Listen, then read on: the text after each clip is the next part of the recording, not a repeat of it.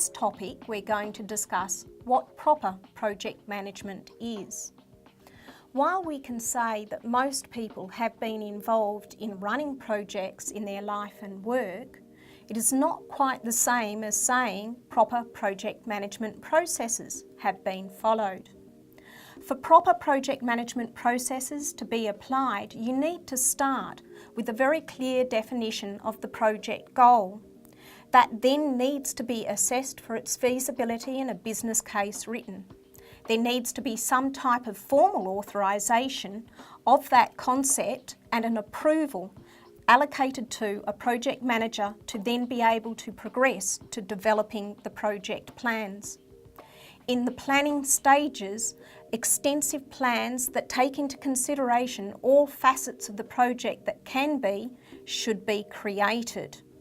There should also be baselines formed for important facets such as the scope, the time, the cost, the quality standards that are expected for the project. Once that plan has been concisely developed, we can then move through to execution. Under proper project management processes, there needs to be constant monitoring and controlling and checking of how the progress of the project is executing as according to the baselines in the project management plan. Once execution is finished under formal project management, we would then move through to finishing processes, where the scope of the project needs to be verified and formally handed over. Any open processes closed up, and lessons learnt and other documentation written and archived for the project. In short, you could say that proper project management is successfully managing a project through to its handover. In length, there's a number of definitions. One definition is that the art and science of managing a project from inception to closure, as evidenced by successful product delivery and transfer. Another is the planning, monitoring and controlling of all aspects of a project and the motivation of all those involved in it to achieve the project objectives on time to the specified cost, quality and performance. PMBOK defines a project management as the application of knowledge, skills, tools and techniques to project activities to meet the project requirements. And the definition I like, simply the controlled implementation of defined change. For a concise description of formal project management processes, we need to start with that initial concept being described in a detailed way. The detailed description of what the end outcome of the project is going to be needs to be agreed to by all the key stakeholders. You can think of this detailed description as the project scope, and we'll talk about developing the scope in more detail later on.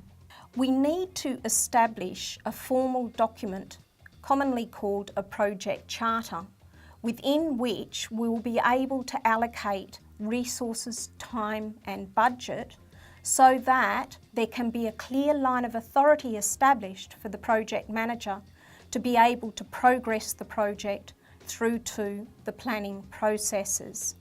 Without that clear line of authority being established, it's basically impossible to effectively manage a project. From here, the project manager can move together with his team to building a detailed project management plan. Within that project management plan will be an outline of all the key facets that need consideration for executing the project. Throughout the execution of the project manager has to balance some key constraints that all projects face.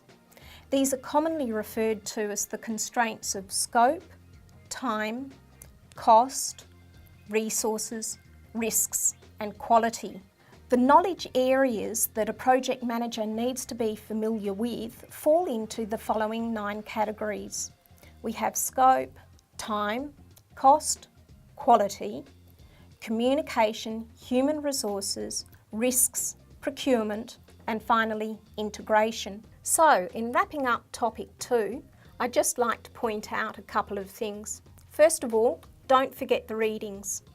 In them we have listed a site by Max Weidman. This site's well worth investigating. Max was involved in the early development of the PMBOK guide that we will refer to throughout these subjects. Also, take the time to make a post in the forum.